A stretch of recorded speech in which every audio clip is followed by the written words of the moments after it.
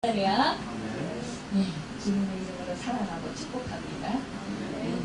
오늘의 말씀의 제목은 예수와 합하여 세례 받은 자라는 제목으로 함께 말씀을 나눠보겠습니다. 예수님께서 이 땅에 계실 때 두 가지를 우리에게 간곡히 부탁하셨어요.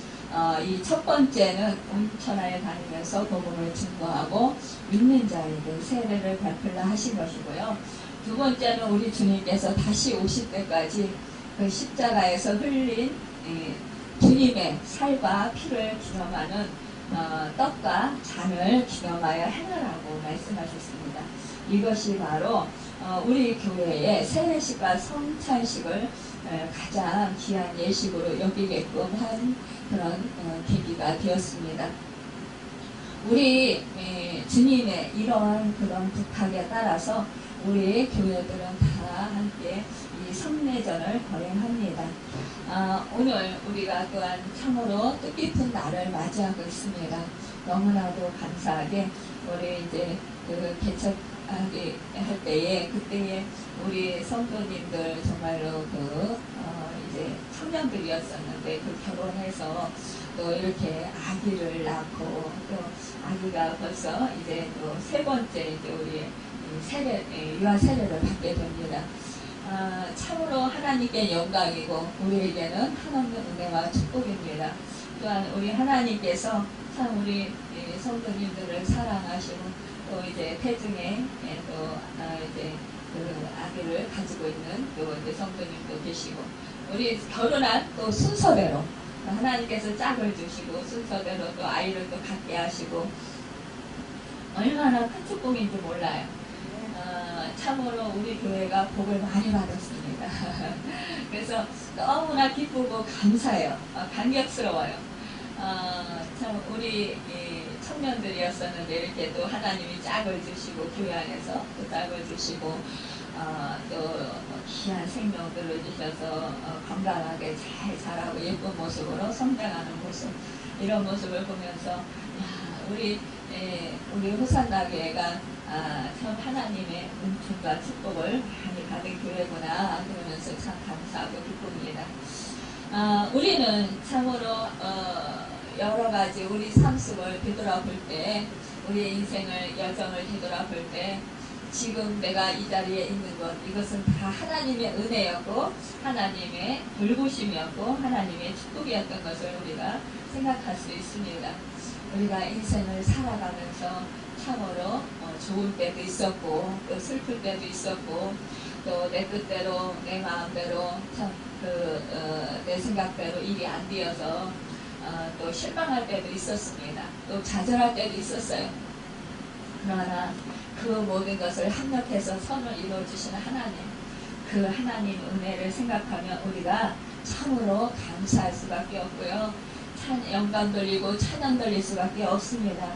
무엇보다도 우리가 연약할 때에 우리가 경건치 못할 때에 우리가 죄인 되었을 때에 하나님은 죄인인 우리를 위하여 당신 자신을 십자가에 내어주시기까지 우리를 사랑하셨던 우리를 정말로 그 몸바쳐 사랑하신 그 사랑을 기억하고 생각할 때에 우리는 한없는 감사와 정말로 감격이 차고 넘치지 않을 수 없습니다.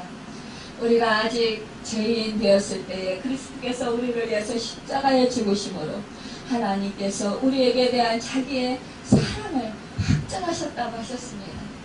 여러분 그 사랑 그 큰 사랑 갚을 길 없는 사랑 정말로 한없는 그 사랑을 생각할 때 우리는 그 뜨거운 그 감격과 그 가슴 뭉클한 그런 은혜를 느끼게 됩니다.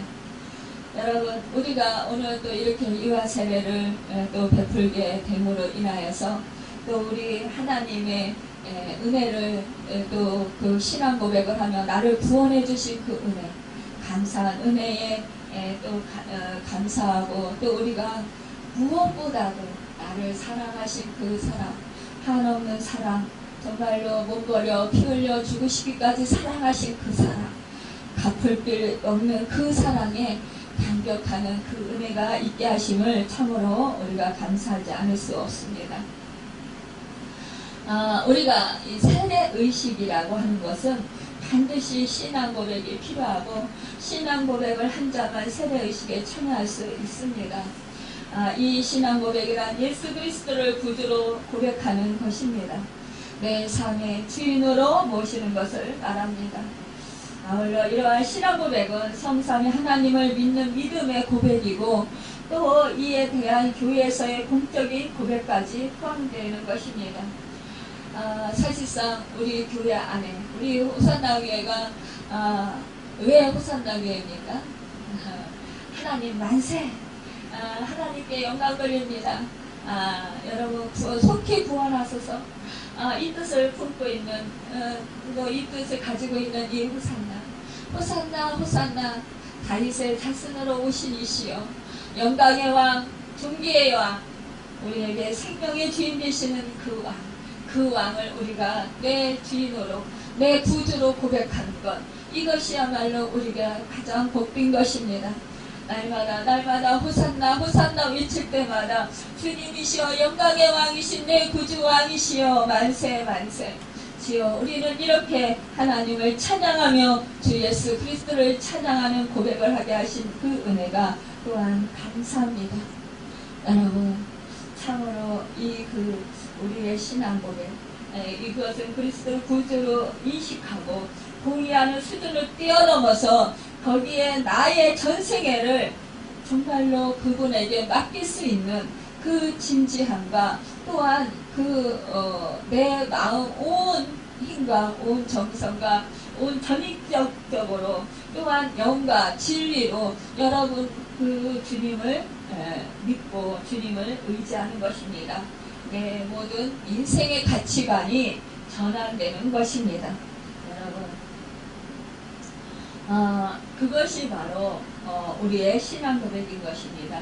이것이 바로 세례를 받기 위한 절차상의 수긍 정도가 아니라 여러분 마음을 다하고 성품을 다하고 힘을 다하는 정말로 내 온 마음을 드리는 전인격을 드리는 그런 대전함이 있는 것입니다. 여러분 우리 주님께서 말씀하셨어요. 아버지나 어미를 나보다 더 사랑하는 자는 내가 합당치 아니하고 아들이나 딸을 나보다 더 사랑하는 자도 내가 합당치 아니하고 라고 마태복음 10장 37절에 말씀하셨습니다. 우리의 신앙 고백은 이러한 삶으로의 인생 대전환 앞에 선 자의 고백이고 또한 결단이야 되고 또한 정말로 진실한 진지성을 가져야 된다는 것입니다. 우리가 이 세상 모든 것을 배설물로 여기고 오직 그리스도만 따르겠다라는 그런 결단이 있어야 된다는 것입니다. 여러분 그럼에도 불구하고 많은 사람들이 세례의식에 대해서 별로 무관심하게 생각하는 경우를 많이 보게 돼요. 사실상 이것이 너무나 안타깝습니다. 그냥 세례 그래 중요하지 교회를 다니니까 또 예수를 믿으니까 세례를 받아야지 라고 생각은 하지만 그러나 세례에 대해서 큰 의미를 두지 않는 그런 대중의 사람들이 있다라는 것이에요. 이것이 너무나 안타까운 일이라는 것입니다.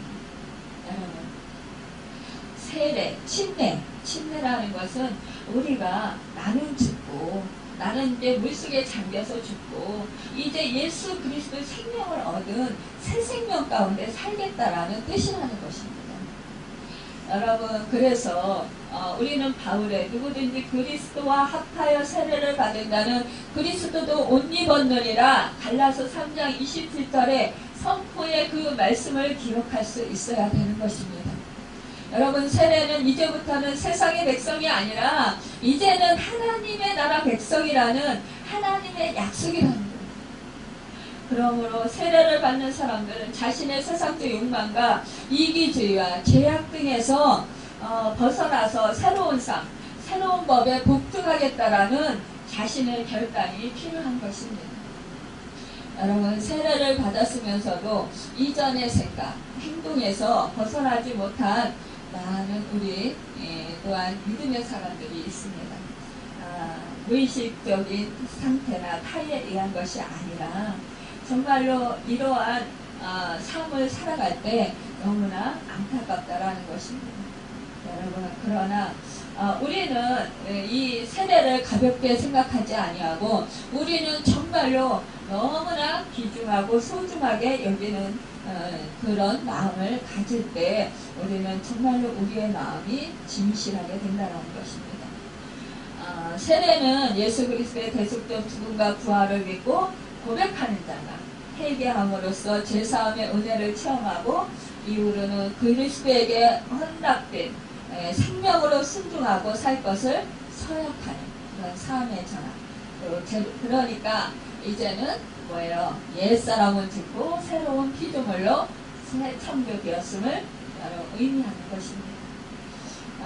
참으로 오늘날 이제 대부분의 이제 그 개혁교회들은 유아 세례를 시행하고 있어요. 그렇지만 지금도 그런지 확실히 모르겠는데 이제 침례교회와 일부 교회에서는 이 유아 세례를 거부하는 경우가 있다고 해요. 이 유아 세례에 대한 이제 신학적 근거는 명문화된 것이 없어요. 그러나 가족 전체가 세례를 받았다는 기록이 있습니다. 사도행전 16장 15절에 보면 그와 그 집이 다 침례를 받고 우리에게 청하여 이르되 만일 나를 주를 믿는 자로 알거든 내 집에 들어와 유하라고 강권하여 머물게 하니라 이렇게 말씀하고 있습니다. 그러니까 그 집의 모든 사람들 다 그 침례를 받았다라는 거예요. 또한 그 감옥에 이제 갇혀 있을 때 그 바울과 실라가 빌립보 그래서 이제 그 복음을 전하다가 이제 감옥에 갇혔을 때 그때 이제 바울과 실라가 찬송을 불렀어요. 그럴 때 이제 옥터가 막 지진이 일어나고 그러면서 바울과 실라가 채웠던 그런 착고가 풀어지고 옥문이 열렸어요. 그때 이제 그 간수가 이제 자기가 죄수들이 다 도망간 줄 알고 자결하려고 하잖아요. 그때 이제 이 사도 바울가 그러지 말라 우리 여기 있다 그러면서 이제 그때 이제 그 간수가 이제 이런 상황을 보면서 그가 어떻게 해야 자기도 이와 같이 예수를 믿을 수 있냐 이와 같이 될 수 있냐 이랬을 때 예수를 믿어라 이렇게 말씀했어요. 그랬을 때 보면은 그가 그 바울과 실라를 데려다 그 맞은 자리를 씻어주고 자기와 온 가족이 다 침례를 받았다고 했어요. 그리고 정말로 이렇게 그 성령을 받게 되는 것을 보게 됩니다. 여러분 이런 상황을 볼 때 이런 말씀들을 볼 때 어린이건 여자건 모두 다 침례를 받았다라는 사실입니다. 그 부모가 성도인 가정의 자녀들이 깨끗하다고 고린도전서 7장 14절에 말씀한 데가 있습니다. 바울은 그리스도의 세례를 구약의 할례와 연결을 시켰는데요. 이 할례는 생후 8일 만에 행했어요. 이 할례는 여러분들 잘 알다시피 그 8일 만에 남자의 그 표피를 베는 것이에요. 그러니까 지금 보면 포경 수술과 같은 그런 것을 행했다라는 거예요. 이것은 유아 세례의 예표라고 할 수 있다라는 것입니다. 참 저는요 놀라운 사실은 그 구약 시대에 이제 지금은 이제 아기를 낳으면 남자 아기를 낳으면 바로 포경 수술을 시켜주는 경우가 많이 있어요. 그런데 뭐 나중에 이제 시켜주는 사람도 있고 그렇습니다. 뭐 일주일 후에 아니면은 한 달 후에 아니면은 뭐 나중에 좀 더 큰 다음에 하겠다. 그런데 이제 아기가 이제 고통을 좀 근데 사실상 제가 생각할 때는 태어나서도 고통스러운데 그 포경 수술을 같이 하면 더 고통스러울 것 같은 생각이 드는데 저도 이제 아들을 낳았을 때 바로 그게 좋다고 막 그래가지고 바로 포경 수술을 시켰어요. 근데 나중에 좀 후회되더라고요. 저희 할머니가 아이고 이렇게 예쁜 고추를 이렇게 해놔가지고 아이고 미흡다고 이러시면서 그러면서 안타까워 하셨거든요. 근데 이게 이제 건강에도 안 좋다 이래가지고 그 이물질이 끼면 아이한테 안 좋다 이래가지고 이제 뭐 포종 수술을 바로 시키는 게 좋다. 그래서 그렇게들 하는데 사실상 엄마 입장에서는 좀 안타깝고 좀 불쌍한 생각이 들어요. 그런데 이것을 믿음의 사람들은 해야 되는 건가라는 생각을 제가 해본 것은 저희 이제 아버지가 이제 연세가 많으셨잖아요. 그런데 저희 아버지는 자식으로서 제가 이런 말씀 드리는 게 좀 그렇긴 한데 연세가 드셨는데 안 하셨더라고요. 그러는데 이게 이제 연세가 드셔가지고 이게 자꾸 상처로 볶는 거예요. 그래서 결국은 제가 모시고 가서 이제 그 수술을 해드렸어요. 그러니까 연세가 많으셔가지고 이제 하게 됐는데, 근데 저는 그 생각을 하게 된 거예요. 하나님 믿는 사람으로서 하나님께서 이것 할례를 원하시나? 믿음의 증표를 원하시나? 그런 생각을 하게 됐어요. 그러면서 어찌됐든 구약시대였던 예수님도 할례를 받으셨을 거 아니에요. 그러니까 이런 것들을 받는 것, 이것은 나쁜 것은 아닌 것 같더라고요. 그래서 그래 예전에 우리 믿음의 선진들도 이 할례를 다 받았고 또 몸에 안 좋다고 해서, 그러니까 이게 연세가 드셔도 이 염증이 생기고 그래서 어려움을 겪고 고통을 겪게 되니까 하나님께서는 아예 이 8일 만에 생후 8일 만에 할례를 하게끔 그렇게 하시지 않았나, 그런 생각을 저 나름대로 해보았습니다. 사실상 이것은 하나님과 아기와의 언약의 관계를 언약 백성으로서의 그 행위예요, 말하자면. 그래서 결국은 이 할례를 받아야 되는 것입니다.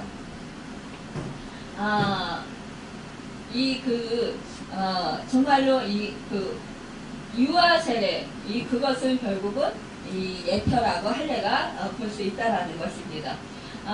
또한 엘리사벳이 예수의 모친 마리아의 문안을 받았을 때 복중에서 떼놓은 사실은 유아 세례의 타당성을 인정해주는 간접적인 그런 사실이라는 것을 말씀하고 있습니다.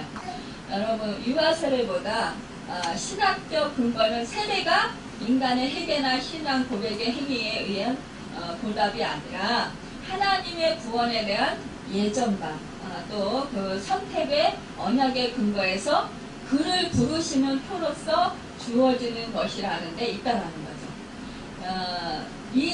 이것을 사실상 거부할 수는 없다라는 거죠. 세례를 반대하는 교회에서는, 이 유아 세례를 반대하는 교회에서는 세례의 원래 뜻이 회개에 있기 때문에 이는 자기 죄에 대한 인식을 전제로 한 것이어야 되는데, 이 유아 아기는 죄에 대한 인식이 없잖아요. 그래서 유아 세례를 준다는 것은 타당하지 않다라는 것. 이 자기의 죄를 고백하는 것, 이것은 이 아기가 할 수 없잖아요. 그러니까 부모가 대신해 주잖아요. 그래서 이것은 타당하지 않다, 이렇게 해서 이제 안 준다라는 거죠. 그 대신에 유아 세례 대신에 헌화식으로 이를 배치하고 있다는 거예요. 그러니까 하나님이 주신 자녀를 하나님께 드립니다, 이런 이제 예식을 하고 있다라는 거죠. 우리 그리스도인들이 예수 그리스도와 연합함으로 모든 은혜를 받고 영생을 누리게 돼요. 예수 그리스도와 연합할 때 천신자가 되고 모든 은혜를 받아서 구원 얻고 영생을 누리게 된다는 말씀입니다. 그러니까 자유자나 노예나, 옛날 신자나 지금 신자나 어린이나, 사실상 어른이나 연세 드신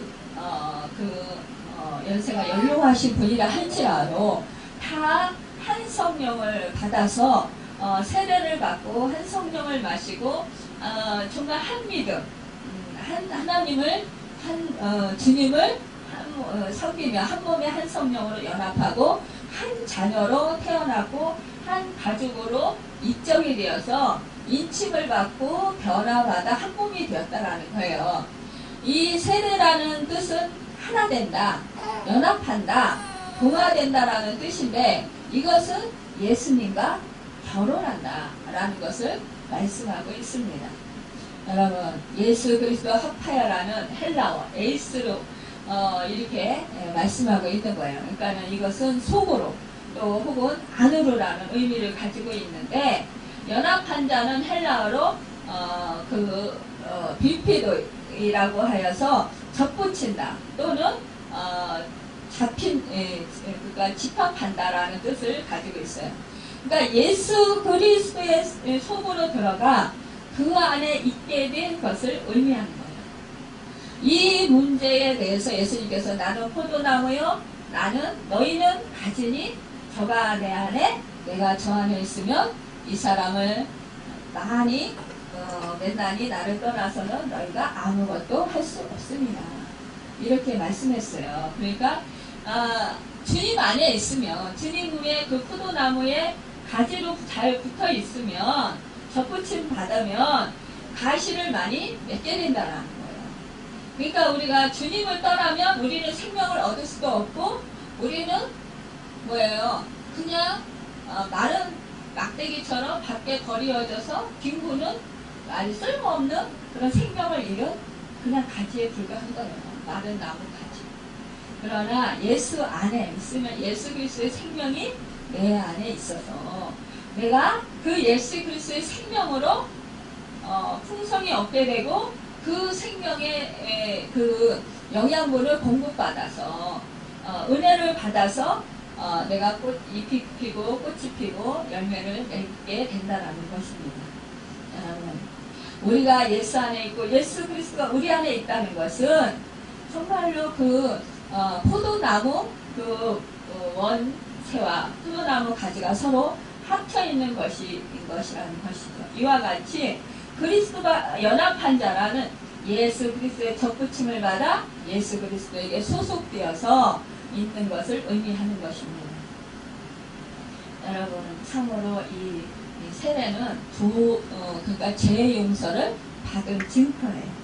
사람이 세상에서 근본적으로 해결할 문제는 무엇보다도 죄의 처리의 문제예요. 죄 용서를 받는데 사람들은 그러죠. 아이고 나는 뭐 잘못한 게 없어서 큰 잘못한 게 없다. 나는 착하게 살았다는 소리를 많이 들었다. 그래서 나는 좋은 데 갈 수 있고 천국에 갈 수 있다. 이렇게 생각을 하는 사람들이 많은데 그게 아니라는 거죠. 우리는 죄 용서를 받을 수 있는 것은 오직 주 예수 그리스도 뿐이라는 것입니다. 주 예수 그리스도의 피로 말미암아 우리가 깨끗함을 받을 수 있어요. 베드로 사도는 이제 그 오순절에 성령 충만함을 받고 나가서 설교하게 됩니다. 예수 그리스도의 이름으로 세례를 받고 제사함을 얻으라고 했어요. 이때에 베드로의 이 설교를 듣고 정말로 마음의 찔림을 받아서 회개한 사람들이 있었습니다. 어찌할꼬 너희가 죽인 이 예수가 너희를 살리려 너희에게 이러한 그 생명을 주었다라는 거죠. 이럴 때 예수를 믿으라는 거예요. 근데 그분이 부활해서 너희에게 성령을 보내주셨고 이제 새 생명의 구원의 은총을 베풀어 주셨다. 제사함의 은혜를 베풀어 주셨다. 그분을 믿어라. 이렇게 했을 때 어찌할꼬 하면서 통곡하는 이들이 있는가 하면 이를 갈면서 핍박하는 이들이 있었다는 말이죠. 지금도 마찬가지죠. 지금도 우리가 예수 그리스도를 믿어야 새 생명을 얻습니다. 그러면서 우리가 그 복음을 전할 때 핍박하는 이들이 있는가 하면 어떤 이들은 찔림을 받으면서 내가 죄가 많아서 이러면서 주님께로 돌아오는 이도 있다라는 거예요. 우리가 참 이 죄인이 먼저 해야 할 일은 복음을 듣고 예수님을 구주로 믿는 일이고 믿었다면 예수 그리스도의 이름으로 세례를 받는 것입니다. 그럴 때 죄 용서를 받게 되라는 거예요. 그 세례를 받은 자는 죄에 대하여는 죽고 의에 대하여는 사는 것입니다. 무릇 그리스도와 합하여 세례를 받은 우리는 그의 죽으심과 합하여 세례를 받은 줄을 알지 못하느뇨 라고 했어요. 이는 그리스도와 함께 장사 지낸 우리는 하나님의 영광으로 말미암아 그리스도께서 죽은 자 가운데서 사셨을 때 우리 또한 새 생명 가운데 거하게 되었습니다. 여러분, 세례는 예수 그리스도와 완전히 연합하는 자가 되는 길이고 예수 그리스도 안에서 죄에 대해서 죽고 의에 대해서 다시 살았다라는 증거예요. 그렇기 때문에 세례받는 자는 죄의 종 노릇을 하지 이제 않아도 된다라는 것입니다. 여러분 참 이렇게 세례, 죄를 씻는 예표로 그 물로 씻는다는 그 뜻과 또한 나는 죽고 예수 안에서 산다라는 의미를 가지고 있는 이것에 우리는 정말로 예수와 합하여 세례를 받은 신자는 그와 죽으심과 합하여 세례를 받는 것이에요. 어저께요 제가 이 말씀을 준비하는데 눈이 안 보입니다. 그래가지고 뭐 이게 준비를 할 수가 없니다. 뭐 방해가 엄청 심하더라고요. 뭐 그동안에 이제 제가 이제 대상포진으로 인해서 진통제를 먹었다가 이제 끄는 그런 것도 있었지만 그게 아니었어요. 그래서 제가 막 기도를 하면서 주님을 의지하고 왜 이런 방해가 이렇게 심할까? 정말로 이 사단이 이 세례에 대해서 말씀 전하는 걸 엄청 싫어합니다. 그리고 한 사람이 그 세례를 받는 것이 그만큼 사단에게 엄청난 타격을 주는 겁니다. 우리 오늘 세례 받는 우리 하임이가 하나님께 놀랍게 쓰임받을 것인가 이런 생각도 해보게 되었습니다. 그래서 이렇게 방해가 더 극심한가 그런 생각을 해봤어요. 그래서 하나님 우리 하임이한테 제가 기대를 많이 갖게 되겠습니다. 그래서 그렇게 기도를 했어요. 정말로 이게 뭐 준비가 안 되는 거예요. 눈이 보여야 뭘 하죠. 그래서 막 그 눈을 안수하면서 기도하고 예수 피를 뿌리고 막 그냥 하다가 또 누워서 또 이제 또 기도하다가 또 다시 일어나 또 다시 또 말씀 준비하다가 이래더라고 시간이 엄청 많이 걸렸어요. 여러분 그만큼 이 세례가 중요하다라는 사실입니다. 정말로 우리는 이제 그리스도와 함께 나는 장사되었다 되었다. 그러므로 나의 혈기, 교만, 자랑, 재능, 나의 자아를, 나의 모든 것을 십자가에 못 박아 버렸다라는 사실. 여러분 그것을 믿고 여러분 이제는 정말로 예수로 사시길 바랍니다. 예수 그리스도 그분의 성품에 참여하는 여러분과 제가 되길 바랍니다. 예수의 새 생명을 수여하는 축복이 여러분과 저에게 충만하게 예수님의 이름으로 축원합니다. 예수님과 함께 십자가에 못 박혔다가 예수님과 함께 산다라는 뜻인데요. 그러므로 내 마음속에는 내가 살아서는 안 되고 나의 어떤 것이 있어도 안 되고 오직 내 안에 그리스도 예수께서 살아계시 한다라는 거예요. 그러니까 옛 생각 이런 것들을 우리는 이제 십자가에 못 박아야 되는 거예요. 그런데 어떻게 해야 돼요? 자꾸만 우리가 인생을 살아가면서 옛 생각, 또 내 중심적인 사고, 또 세상 중심적인 사고 이런 것들이 자꾸 우리를 얽어매요. 제가 이번에 또 여행 다녀오면서 또 깨달은 거. 저는 이제 세상에 나가서 좀 이렇게 생활을 하다 보면 제가 얼마나 무기력한지를 깨달아 알게 돼요. 그러면서 그래도 우리 성도님들 참 대단하다.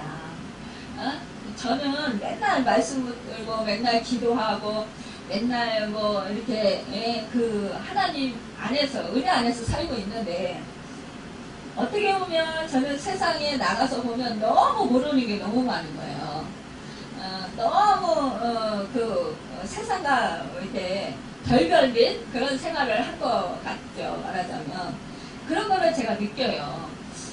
그래서 나는 세상에서 정말 나 혼자 놔두면 내가 살아가기가 참으로 힘들겠구나 그런 생각을 해요.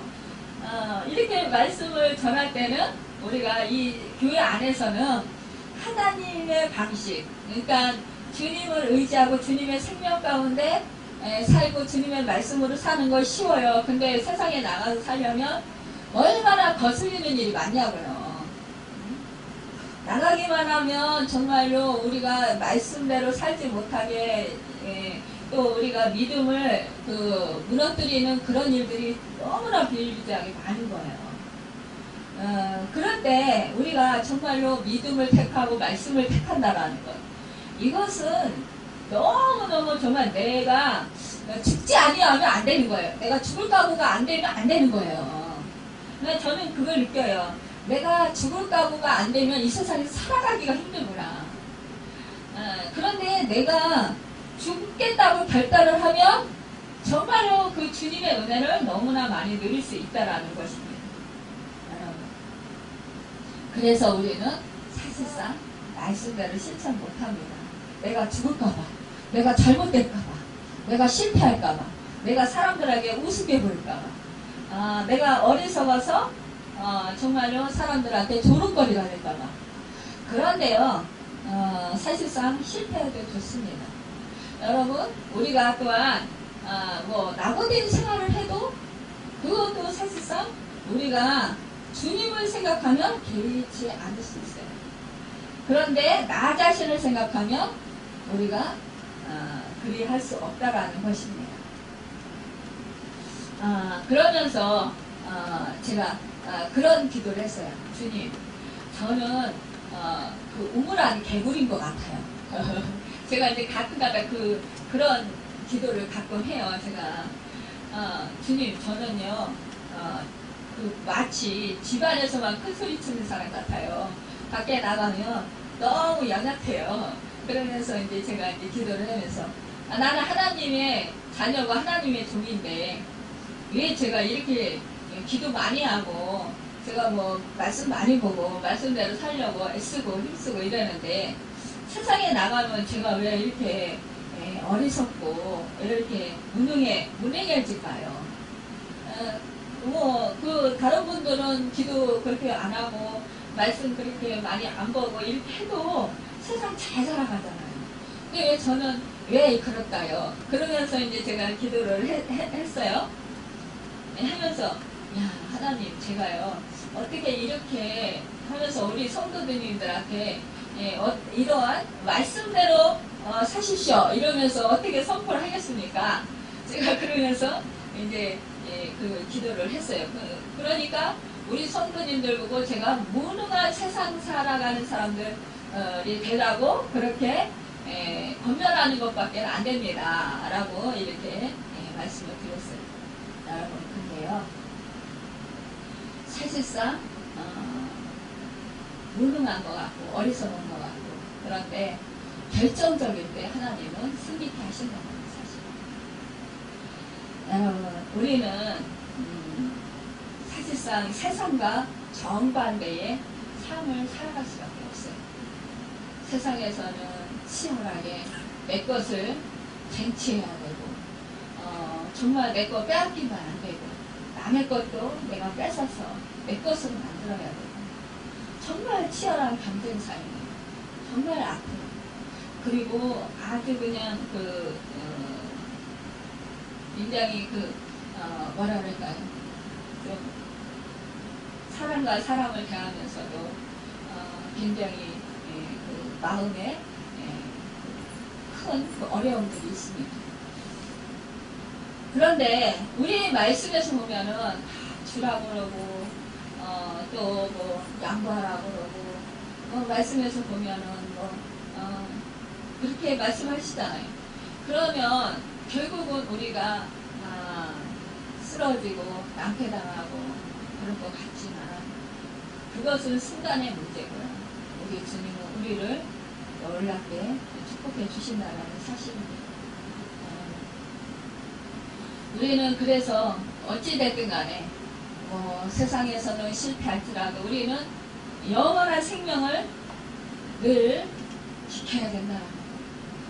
여러분, 세상에서 없고 세상에서 승승장구하고 잘 나갔다고 하더라도 내가 영원한 생명을 잃어버리면 그거는 너무나 어리석은 일이잖아. 내가 한순간, 지금 이 순간에 내가 손해를 보고 좀 연약해 보이고 무시를 당한다 할지라도, 어리석다 할지라도 내가 영원한 생명을 얻어서 천국에 가서 정말로 그곳에서 주님과 함께 언제나 그 행복하게 살아간다면 얼마나 감사합니까. 또한 여러분은 혼자가 아니에요. 나는 혼자인 것 같아. 그렇지만 여러분 혼자가 아닙니다. 여러분과 함께 동행하시는 성령님이 계셔요. 우리 주님이 계시다는 거예요. 여러분 일마다 때마다 도우시고 여러분의 형편과 사정을 아시고 채워주시고 공급해 주신다는 거예요. 풍성케 해주시고 부유케 하신다는 사실입니다. 여러분 우리는 그러기 때문에 정말로 내가 옛사람을 죽여버리면 그러면 나는 망할 것 같고 나는 없어지는 것 같지만 나는 손해보는 것 같지만 그러나 그리하지 않는다는 거예요. 오히려 영생을 얻고 더욱더 풍성이 얻고 여러분에게 더욱더 주님의 형상을 이루게 하시고 주님의 끝없는 사랑, 한없는 사랑을 부어주시고 성령 충만함을 주신다라는 것입니다. 여러분 우리 가운데 물세례를 받았지만은 자신의 생각에 나는 아직 옛사람인 채 살고 있어 하는 분이 계실지 모르겠어요. 그러나 그것은 이제 그 성령에 충만하지 못해서일 것입니다. 여러분 우리가 성령 충만함 이것을 늘 사모해야 하는 것입니다. 우리가 참으로 너무나도 감사한 것은 정말로 그 하나님께서 우리 교회에 축복을 많이 주셔서 성령을 많이 부어주셨어요. 그래서 여러분들이 성령 체험을 많이 하시고 또 은사들도 받으시고 또한 그 정말로 하나님의 하늘에서 내려주시는 올라온 그런 정말로 은혜와 그 축복을 누리시기도 하셨습니다. 여러분 그래서 그 정말로 하늘에 열리는 그런 축복도 받으셔서 여러분이 또 제가 또 너무나 기쁘고 감사하게 우리가 신앙생활 할 수 있던 것 이것이 참으로 감사합니다. 여러분 이제 참으로 우리가 그 어떠한 이 세상에 살면서 정말로 우리가 더욱더 주님과 합평을 누릴 수 있어야 돼요. 주님과 아름다운 관계를 누려야 합니다. 하나님의 영광을 바라보고 즐거워하시길 바랍니다. 이 세상에서 어떠한 환란이 있을지라도 주님이 함께 하시고 계시고 성령님이 도와주시고 계시고 나를 위해서 탄식하며 또한 기도하신다라는 사실을 잊지 마시길 바랍니다. 또한 여러분 우리가 세상을 살 때 환란을 당할지라도 환란은 인내를 낳고 인내는 연단을 낳고 연단은 우리에게 소망을 가져다 줍니다. 오늘 정말로 우리 정말 그 하임이가 이제 유아 사료를 받게 되는데 이 부모 계시는 우리 집사님들 정말로 하나님 은혜 안에서 말씀으로 잘 양육하시고 또한 기도로 또 하나님께 맡기시면서 또한 그 아름답게 정말로 그 믿음의 가정을 이루시길 바랍니다. 오늘 또한 이 하임이가 또 우리 그 집사님 부부가 또 새로운 또 주님과의 그런 아름다운 관계로 또 시작하시길 정말로 간절히 바라고 또 축복합니다. 그래서 복된 가정, 축복된 가정, 정말로 아름다운 하나님께서 기뻐하시는 가정이 되시길 예수님 이름으로 축원합니다.